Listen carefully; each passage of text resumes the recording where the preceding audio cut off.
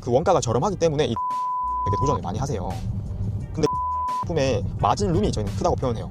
그러니까 2만 원에 판매할 수 있는 제품의 원가가 3,000원이라면 17,000원이 저희가 마진이 되는 거잖아요. 그래서 마진룸이 그만큼 넓기 때문에 광고비도 굉장히 많이 쓰는 그런 카테고리거든요. 그런 판매량이 로스가 커서 실패를 하게 됐었어요. 제품은 꽤 잘 팔렸는데 그런 부분을 저희가 초반에 인지하지 못해서 실패했던 그런 아이템이었죠. 또 본인들 각각의 상황에 맞춘 내용들도 필요하거든요. 그래서 저는 이 강의에 1대1 컨설팅 시간을 무조건 넣었어요. 그래서 저는 앞으로도 대형 강의는 절대 할 생각이 없고 실패하는 영상들을 많이 보게 되면 실패를 줄일 수 있는 방법을 알게 되는 거잖아요. 간접적으로. 저는 실패를 줄이게 되면 결국에 성공에 가까워진다라고 믿습니다. 그래서 오늘 이 영상 팔린 상품 같은 건 없으셨나요? 굉장히 많죠. 저도 보통 10번 시도하면 3, 4개 정도는 완전히 실패를 하는 편이에요. 그 중에 뭐 어떤 상품이 있으셨는지? 일단 떠오르는 거는 접이식 매트리스, 그러니까 메모리폼 매트리스를 제가 한번 한 적이 있었거든요. 그 제품을 시원하게 말아 먹었었죠. 처음에 중국에서 가지고 올 때 그 압축팩에 굉장히 압축을 해서 가지고 올 수 있었어요. 그래서 생각보다 부피도 작아서 괜찮다, 부피가 생각보다 많이 나가지 않아서 물류 비용을 줄일 수 있겠다라고 생각해서 시작을 했거든요. 근데 해보니까 이제 어찌됐든 사람 몸에 닿이는 제품이잖아요. PD님도 매트리스 좀 만족스럽지 않으면 바꿀 의향이 있으시죠? 누웠을 때. 그렇죠. 그러니까 실제로 누워보지 않고 매트리스를 사는 사람이 많지는 않잖아요. 근데 요즘에는 쿠팡에 너무 매트리스 제품이 많아서 그냥 고객들이 한번 구매 편하게 해보고 한번 누워보고 별로면 반품을 하는 것 같거든요.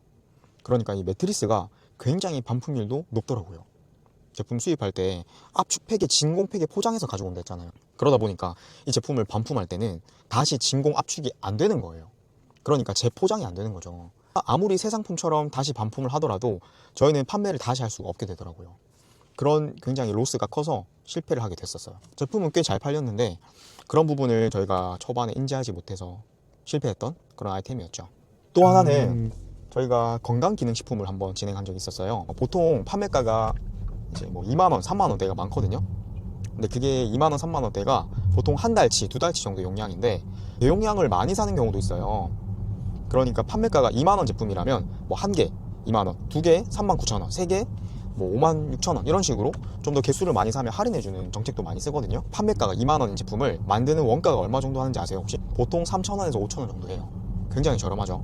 그러면 이게 건강기능식품이 아니라 실제로는 식품이거든요.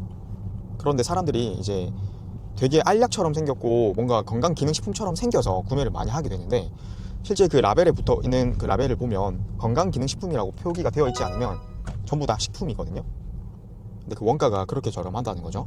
그럼 그 원가가 저렴하기 때문에 이 건강기능식품을 되게 도전을 많이 하세요. 근데 그 건강기능식품의 마진룸이 저희는 크다고 표현해요. 그러니까 2만원에 판매할 수 있는 제품의 원가가 3,000원이라면 17,000원이 저희가 마진이 되는 거잖아요. 그래서 마진룸이 그만큼 넓기 때문에 광고비도 굉장히 많이 쓰는 그런 카테고리거든요. 역시나 판매는 괜찮게 됐는데 마진룸이 크다 보니까 누구든지 광고비를 많이 소진하는 그런 플레이를 하더라고요. 그러니까 광고비 세팅을 하루에 뭐 100만원, 120만원 이런 식으로 쓰는 업체들도 굉장히 많아서 이게 남을 땐 굉장히 많이 남게처럼 보이는데 일주일 정도만 손해를 보게 되면 그 로스가 너무 커지는 거예요. 한 달 정도로 계산을 해보게 되면 성적으로의 마진은 되게 좋지 않았고 광고비의 로스가 너무 커서 이 광고비에 의존하는 사업밖에 하지 못했어요. 당연히 여기서 좀 더 제품을 키우고 발전시키면 좋았을 수도 있었지만 저는 이 건강기능식품의 영역은 어찌됐든 광고비의 영역에서 굉장히 중요한 부분을 차지하고 있다고 생각해서 제가 선호하는 플레이 방식은 아니라고 생각해서 접게 되었습니다. 또 한 가지 제품은 PD님 그 헬스장 가시면 천국의 계단이라는 제품 혹시 아세요? 그거 이제 이렇게 발 밟고 이제 운동하는 거잖아요. 굉장히 운동량이 많다고 하는 제품인데 그걸 가정용으로 판매도 굉장히 많이 하거든요. 그런 가정용 천국의 계단을 저희가 소싱을 해서 KC 인증을 굉장히 어렵게 저희가 얻었어요. 그래서 제품도 굉장히 좋은 제품을 잘 찾아서 소싱을 했고 판매가도 굉장히 높게 판매를 했는데 이 부분은 전혀 예상 못했던 부분이 사용을 해야지만 알 수 있었던 부분이 있었어요. 그러니까 이 기계 자체가 처음엔 괜찮은데 시간이 지날수록 기계가 고장이 나는 거예요. 한 2주, 3주 사용하고 나니까 그 기계에서 뭐 삐그덕삐그덕 되는 소리도 많이 나고 그 되게 크거든요, 부피가. 그런 제품을 가지고 오려고 하다 보니까 박스에 포장을 되게 분해해서 조립 형태로 많이 이제 가지고 오게 됐는데 조립 자체도 되게 어려워하셨고 부품이 꼭 한 가지씩 빠지는 경우가 굉장히 많았어요. 더군다나 아까 말씀드렸던 2주, 3주 사용했을 때 그 이제 AS가 생기다 보니까 저희가 상품을 런칭할 때는 도저히 예상하지 못했던 사용 중의 하자를 저희가 예상하지 못했던 거죠. 그래서 한 3주, 4주 쓰고 반품률이 거의 40%나 되더라고요. 마지막엔 포기를 했어요. 그 제품 때문에 로스가 꽤 컸습니다. 그래서 그렇게 큰 3가지 정도의 실패가 지금 당장 좀 기억에 많이 남네요. 그리고 요즘에 강의 시작하셨잖아요. 아, 네네. 강의 해보시니까 반응은 어떠신가요? 되게 좀 당황했어요. 수강생들이 이렇게 많이 풀어도 되나? 이렇게 말씀해 주시더라고요. 그래서 저도 지금 제가 난이도 조절을 잘 못했나 하는 생각을 좀 하고 있어요. 근데 그럼에도 불구하고 100% 수강생을 성공시키는 건 전 무조건 불가능하다고 생각해요. 제가 아무리 좋은 내용을 알려줘도 결국에는 본인이 실행하지 않으면 아무것도 달라지는 게 없기 때문이죠. 그리고 저는 수강생이 지금 10명 조금 더 되는데 저는 10명 이상의 강의는 수강생을 케어하지 못한다고 생각이 들거든요. 그러니까 지금 10명 조금 넘는데도 관리하기가 굉장히 힘들어요. 이게 개별적으로 인지하고 있고 이제 가지고 있는 역량이 다르다 보니까 분명히 제가 강의에서 얘기해주는 내용 이외에 본인들 각각의 상황에 맞춘 내용들도 필요하거든요. 그래서 저는 이 강의에 1대1 컨설팅 시간을 무조건 넣었어요. 그래서 저는 앞으로도 대형 강의는 절대 할 생각이 없고 개별적으로 해줄 수 있는 영역에서만 강의를 하고 싶어요. 하루 매출 영원 찍었을 때는 없으셨나요? 완전히 영원은 없었는데요. 근데 사실 마이너스인 적은 있었어요. 언제? 저는 대부분 4계절 내내 판매할 수 있는 제품을 소싱은 해요. 근데 이 제품도 갑자기 안 팔리는 경우가 있었어요. 그래서 광고비는 하루에 거의 20만 원 가까이 소진을 했는데 판매가 하나, 2개 정도만 판매가 돼서 오히려 마이너스가 된 경우도 있었습니다. 그때 가족 앞에서 하셨던 생각이? 이게 되게 불안한 사업은 하고 싶지 않더라고요.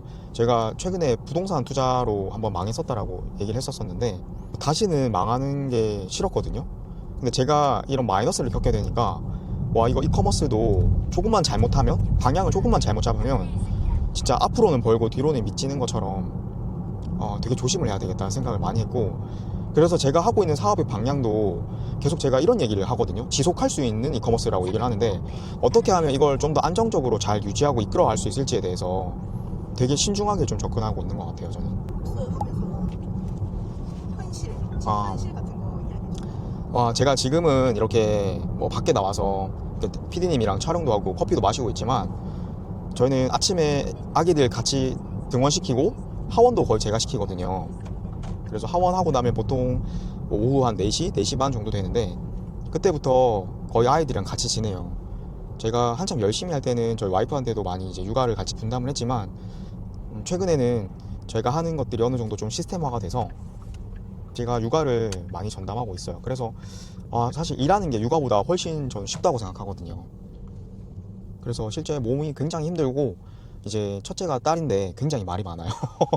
그리고 둘째는 아들인데 또 몸으로 이제 같이 놀아주는 걸 좋아해서 정신적으로도 힘들고 육체적으로도 피곤하고 그런 상황이 계속 이어지고 있고 이커머스가 되게 자유로워 보이지만 그 자율에 비례해서 책임감이나 이런 것도 되게 커지는 것 같아요.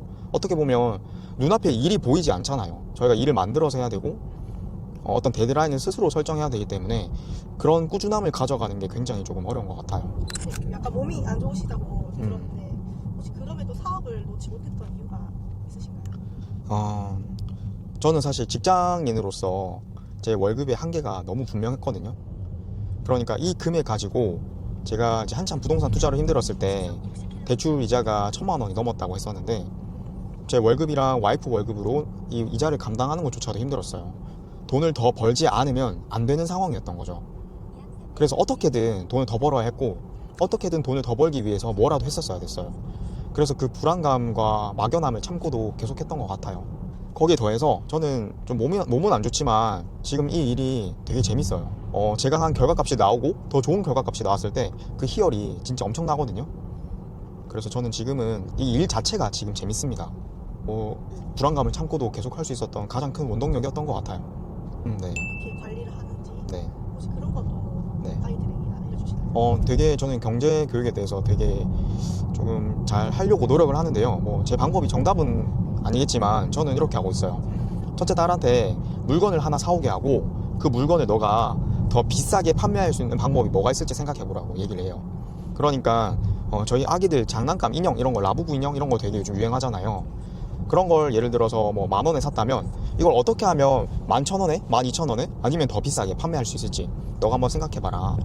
자, 그러면 너가 10,000원을 가지고 시작했지만 결국에 끝에는 그 10,000원이 20,000원이 될 수도 있고 30,000원이 될 수도 있다. 결국에 이 경제는, 우리가 살고 있는 이 자본주의는 더 싸게 가지고 와서 더 비싸게 판매하는 걸 잘하면 돈을 벌 수 있다. 그렇게 얘기를 많이 해주고 있습니다. 이게 뭐 정답은 아니겠지만 저희 아기는 이렇게 얘기해 주니까 받아들이는 것 같더라고요. 성공한 셀러보다 아빠로서의 나는 어떤 사람인가요? 저는 사실 되게 장난기 많거든요. 제가 지금 되게 좀 뭐라 해야 될까, 사실 노잼 캐릭터잖아요. 맞나요? 네, 맞죠. 네, 되게 재미도 없고 뭐 되게 뭐 진중한 얘기만 하려고 하고 하는데 원래는 이런 모습이 전혀 아니었어요. 그런데 뭐 실패를 계속 반복하다 보고 또 건강도 안 좋다 보니까 되게 사람이 좀 자중하게 되고 막 그렇게 되더라고요. 근데 저희 애들 앞에서는 되게 아직도 장난기 많은 사람이고, 저희 애들은 제가 이 세상에서 제일 장난을 많이 하는 사람으로 알고 있어요. 그래서 아빠 보고 장난꾸러기 뭐 이런 얘기 많이 하고 있고, 그래서 저는 아빠로서의 저는 되게 그냥 개구장이다 이렇게 표현하고 싶어요. 요즘 되게 잘 나가는 것 같은데 네. 더 무서워지는 이유가 있으신가요? 저는 지금 뭐 잘 나간다 이런 생각을 해본 적은 없는데 굉장히 조금 무섭긴 해요. 그러니까 이것도 제 과거의 그런 실패들, 그런 경험들 때문이기도 한 것 같은데, 저는 산이 높으면 골이 깊다라고 무조건 생각하거든요. 그러니까 저는 되게 제가 잘 되길 바라진 않아요. 그러니까 제가 감당 가능한 선에서만 잘 되고 싶어요. 제가 하는 사업들도 다 그렇거든요. 제가 컨트롤 할 수 있고 제가 못하는 영역들도 내가 어느 정도 인지를 하고 감당 가능한 선에서만 누구한테 위임을 하지, 내가 아예 모르는 영역은 절대 위임하려고 하지 않아요. 그래서 어떤 일을 하던 간에 좀 객관적인 한계점을 명확히 인지하려고 하는데 좀 에너지를 많이 써요. 제가 과거에 실패했을 때 생각해보면 제가 컨트롤 할 수 없는 영역들에 들어갔을 때 항상 실패하더라고요. 근데 그 영역들이 제가 할 수 있는 영역보다 굉장히 큰 것들, 뭔가 큰 사업들, 그리고 지금 하는 일이 아닌 다른 기회들, 이런 게 왔을 때 저는 굉장히 그 리스크가 커진다고 생각을 하고요. 산이 높아질 때 골이 깊어지는 게 굉장히 무섭기 때문에 저는 항상 초심으로 사실 되돌아간다는 거는 저는 불가능하다고 생각하거든요. 그럼에도 불구하고 나는 이 정도만 하자, 나는 여기서 스스로 만족할 수 있는 사람이어야 되고 스스로 좀 자기 객관화를 해야 되겠다, 이런 생각을 좀 많이 하는 것 같아요.